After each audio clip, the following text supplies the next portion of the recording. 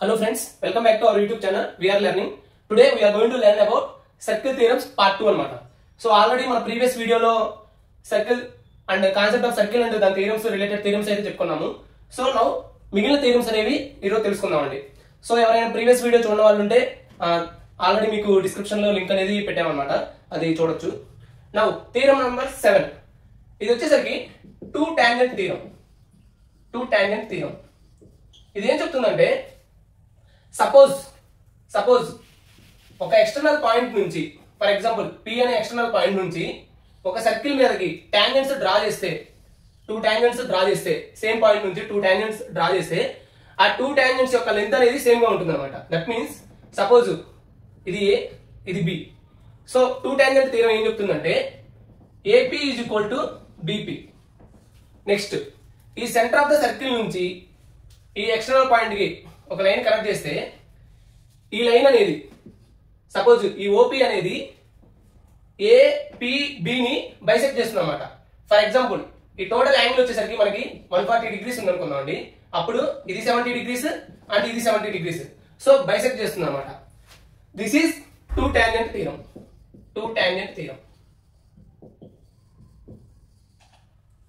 Next మనకి exams లో ఎక్కువగా ఏమిస్తాడంటే ఇది O అనేది ఇస్తాడు, ఎక్స్టర్నల్ పాయింట్ ఒక P ఉంటుంది. సో ఇక్కడ ఒక టాంజెంట్ అయితే కనెక్ట్ అవుతుంది అనమాట. ఫర్ ఎగ్జాంపుల్ ఈ OP లెంత్ 13 సెంటీమీటర్స్ ఇచ్చాడు. నెక్స్ట్ OP లెంత్ అనేది 13 సెంటీమీటర్స్ ఇచ్చాడు. ఈ AP లెంత్ వచ్చేసరికి 12 సెంటీమీటర్స్ ఇచ్చాడు.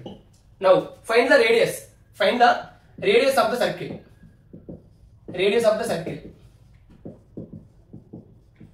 సో ఎలా ఫైండ్ అవుట్ చేయొచ్చు ఫ్రెండ్స్? మనందరికీ తెలుసు ఒక టాంజెంట్ అండ్ రేడియస్ వచ్చేసరికి రెండు కూడా perpendicular to each other. That means ఇక్కడ 90 డిగ్రీస్ అనమాట. 90 డిగ్రీస్ ఫామ్ అవుతుంది. సో ఇది వచ్చేసరికి 12 సెంటీమీటర్స్ ఉంది అండ్ ఇది వచ్చేసరికి 13 సెంటీమీటర్స్ ఉంది అనమాట. నౌ పైథాగరస్ సిద్ధాంతం అప్లై చేయండి. Pythagoras theorem. సో ఇదేం చెప్తుందంటే ఆపోజిట్ లో ఏమవుతుంది, హైపోటెన్యూస్ అవుతుంది అనమాట. So hypotenuse square equal to ఈ రేడియస్ అనేది ఒక R అనుకుందామండి, R² plus 12 square. That means R² equal to 5 square అవుతుంది. R ఈక్వల్ టు 5 అనమాట. So radius equal to 5. Alternate segment theorem ఇది ఏం చెప్తుందంటే the angle between the tangent and the card at the point of contact is equal to the angle in the alternate segment. That means suppose ఇది అనేది ఒక chord AB అనేది chord and BP అనేది tangent అనమాట. Now the angle between the chord and the tangent, suppose ఇది alpha అనుకుందామండి.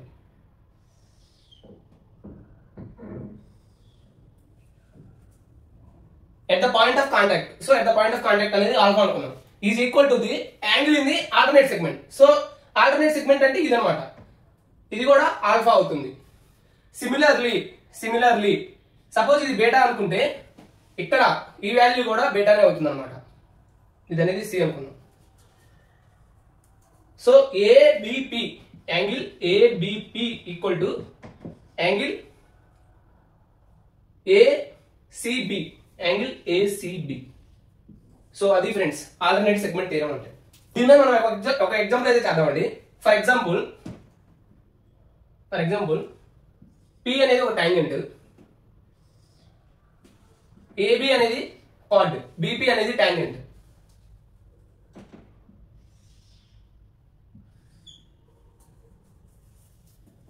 Now మనకి ఇది 30 degrees ఇచ్చాడు. నెక్స్ట్ ఇది వచ్చేసరికి 70 డిగ్రీస్ ఇచ్చాడు.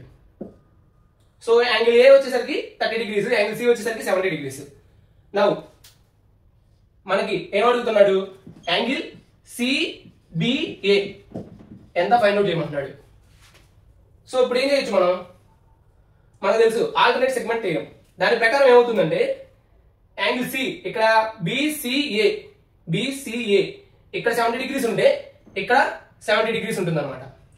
సిమిలర్లీ CAB 30 డిగ్రీస్ ఉంటే CB సంభవం అనుకుందాం ఇక్కడ CBO ఇది కూడా 30 degrees ఉంటుంది అనమాట. నౌ ఫ్రెండ్స్ మనందరికీ తెలుసు ఒక స్ట్రైట్ లైన్ యొక్క టోటల్ యాంగిల్ వచ్చేసరికి 180 degrees అనమాట.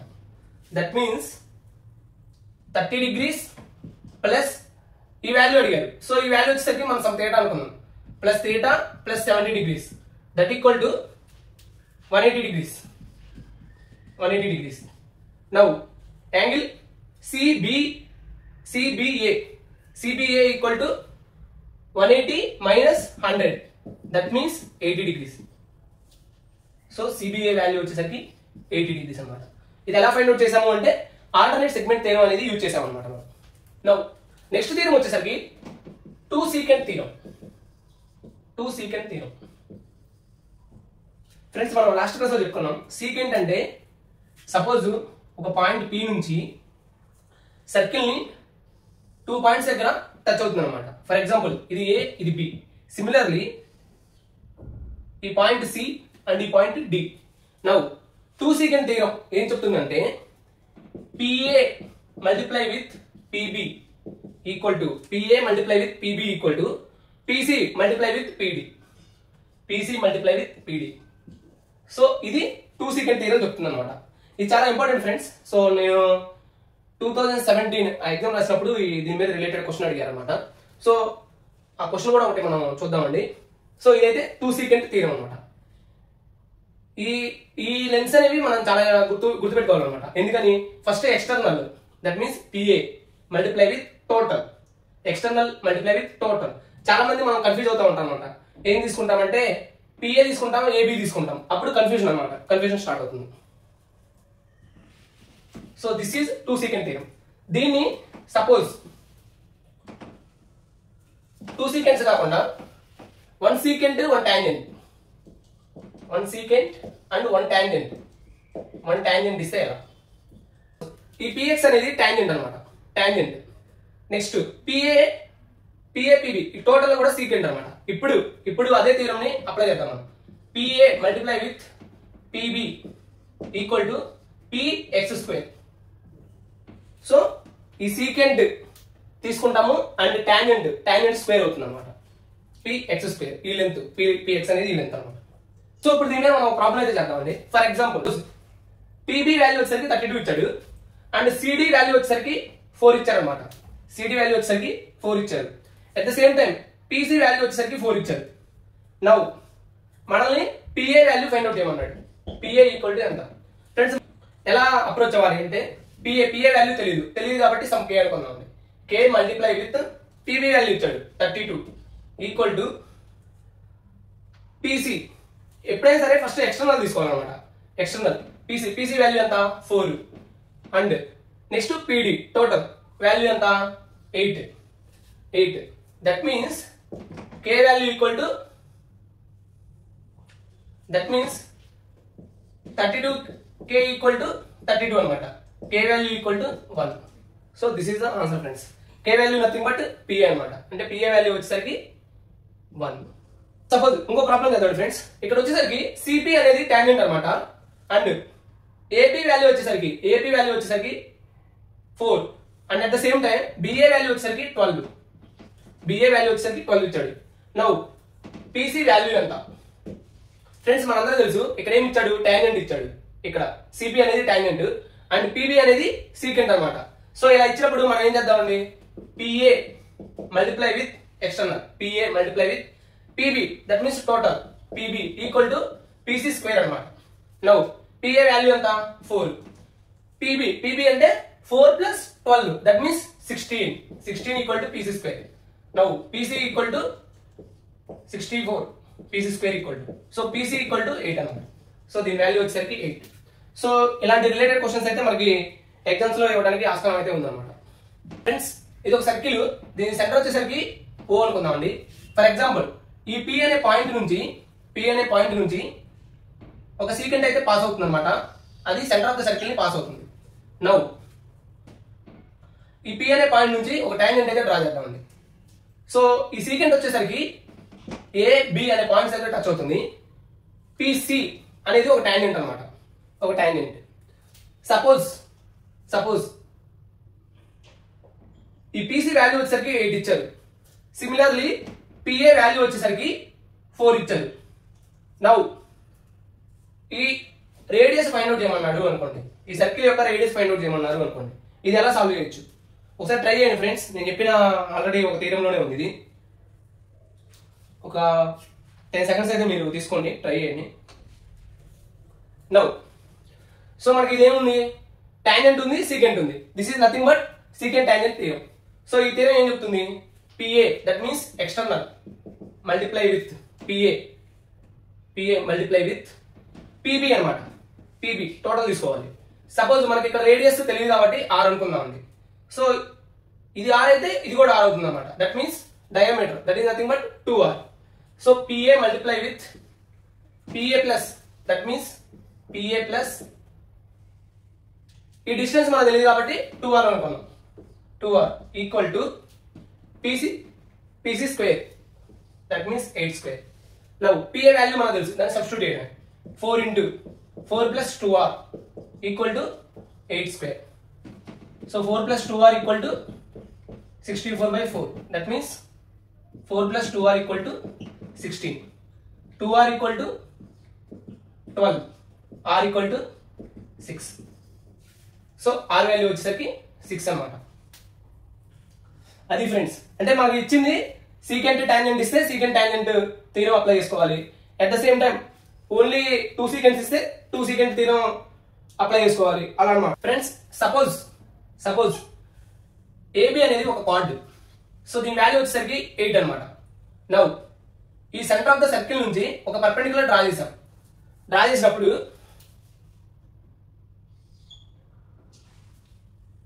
ఈ పర్పెండిక్యులర్ డిస్టెన్స్ ఉంది కదా, ఈ పర్పెండిక్యులర్ డిస్టెన్స్ వచ్చేసరికి మనకి 3 ఇచ్చాడు అనుకుందాం.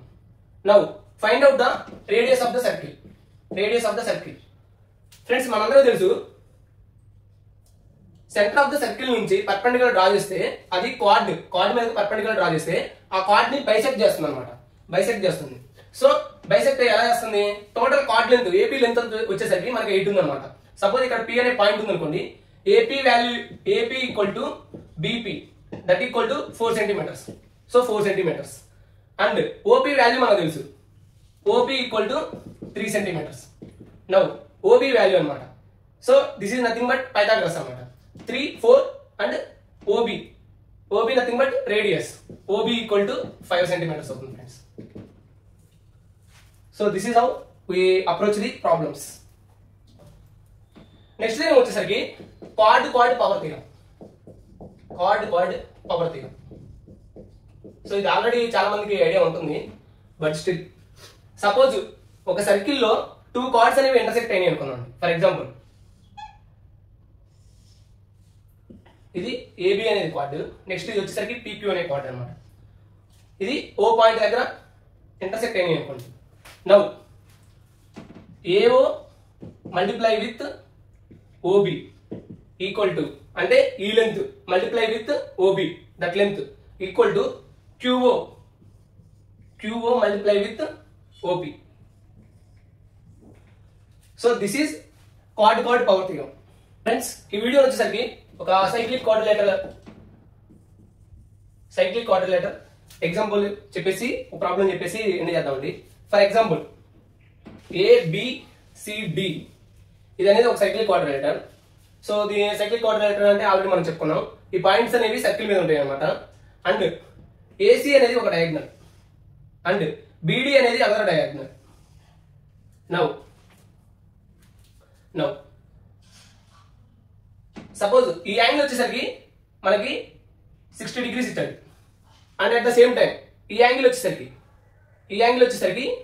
40 degrees ఇచ్చాడు. నౌ డిసిబి ఈ వాల్యూ ఫైండ్ అవుట్ చేయమన్నాడు. ఆల్ఫా అనుకుందామండి, ఆ వాల్యూ ఫైండ్ అవుట్ చేయమన్నాడు అంటే ఎలా చేస్తాం. సో ఇది ఆల్రెడీ మనం cyclic quadrilateral and at the same time card related theorems సంబంధించింది అనమాట. సో ఇదైతే మీరు ఒకసారి ట్రై చేయండి అండ్ చూద్దామండి. నౌ ఫ్రెండ్స్ ఇది ఎలా ఫైండ్ అవుట్ చేయాలంటే మనకు ఆల్రెడీ తెలిసిన థియరం అనమాట. ఇది వచ్చేసరికి angle subtended by the same arc are equal. That means suppose ఈ ఆర్క్ తీసుకున్నాం అనుకోండి, ఇక్కడ వచ్చేసరికి ఈ ఆర్క్ నుంచి ఈ యాంగిల్ తీసుకుంటే 60 degrees అవుతుంది అనమాట. 60 degrees. సిమిలర్లీ ఇదే ఆర్క్ నుంచి ఇక్కడ ఒక యాంగిల్ ఫామ్ అవుతుంది కదా. సో ఇక్కడ ఒక యాంగిల్ సబ్టెండ్ అవుతుంది. దట్ మీన్స్ ఇది వచ్చేసరికి 60 degrees అవుతుంది అనమాట. నౌ ఇది టోటల్ ఎంత అవుతుంది అప్పుడు, ఏ వాల్యూ అనేది 100 degrees అవుతుంది అనమాట. మనకి ఇంకో థీరం కూడా తెలుసు. సైక్లిక్ క్వాడ్రిలేటరల్ ఇచ్చినప్పుడు దాని ఆపోజిట్ అంటే that means angle A plus angle C equal to 180 degrees అనమాట. 180 degrees. యాంగిల్ ఏ ఎంత వచ్చింది 100 degrees plus angle C equal to 180 degrees. మనకి ఏం కావాలి, DCB that means angle C కావాలి. So angle C equal to 80 degrees. So this is how we need to approach the problems friends. ఇక్కడ మనం use చేసిన theorem ఏంటంటే angle subtend అనేది same arc are equal. That means ఇక్కడ నుంచి ఈ angle form అవుతుంది, అదే సేమ్ ఆర్క్ నుంచి ఇక్కడ కూడా యాంగిల్ ఫామ్ అవుతుంది అనమాట. సో ఇది ఫ్రెండ్స్ సర్కిల్ థియరం పార్ట్ 2 వచ్చేసరికి. అండ్ మిగిలిన advanced mathematics are quantitative aptitude అనేది నెక్స్ట్ అప్కమింగ్ వీడియోస్ లో చూద్దామండి. And thank you friends for your cooperation and support. Without you ఈ వీడియోస్ అంతా చెప్పే మోటివేషన్ కూడా రాదనమాట. అండ్ ఈ వీడియోని చివరి వరకు చూసినందుకు థ్యాంక్ యూ. ఇలానే ఈ వీడియో నచ్చితే మీ ఫ్రెండ్స్కి, అలానే కాంపిటేటివ్ ఎగ్జామ్స్ ప్రిపేర్ అయ్యే వాళ్ళకి వాళ్ళందరికీ షేర్ చేయండి. And I hope these videos are very helpful for you. Thank you.